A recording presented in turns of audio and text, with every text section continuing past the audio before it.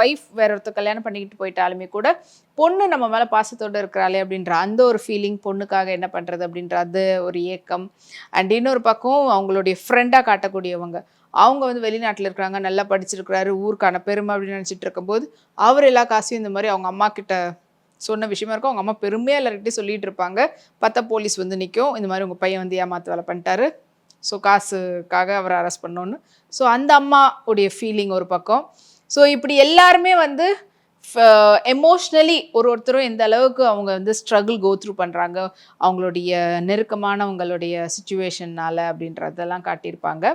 And இதில் வந்து ரொம்ப அந்த ஒரு நாள் வந்துட்டு அதுக்குள்ளவே என்னெல்லாம் அவங்க ஃபேஸ் பண்ணுறாங்க, மறுபடியும் ஒருத்தவங்க அந்த மாதிரியான ஒரு இடத்துல இருந்து வந்து பரவாயில்ல உயிர் போனாலும் பரவாயில்ல நம்மளுக்கு இருக்கக்கூடிய ஃபினான்ஷியல் ஸ்டேட்டஸ் முதல்ல சரி பண்ணணும் அப்படின்றதுக்கான இந்த காரணத்துக்காக அவங்க மறுபடியும் போகிறாங்கன்ற மாதிரி ஜஸ்டிஃபை பண்ணுற விதத்தில் அந்த ஸ்க்ரீன் பிளே ரொம்ப அழகாக அமைச்சிருப்பாங்க.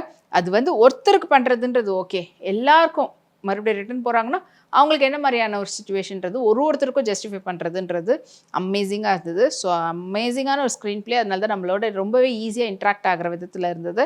அண்ட் மறுபடியும் போகும்போது என்ன மாதிரியான கேமில் அவங்க விளையாட போகிறாங்க, அண்ட் அந்த கேமில் அவங்களுக்கு என்ன மாதிரியான பிரச்சனைகள்லாம் வரப்போகுதுன்றதெல்லாம் காட்ட போகிறாங்க அடுத்தடுத்த எபிசோடில்.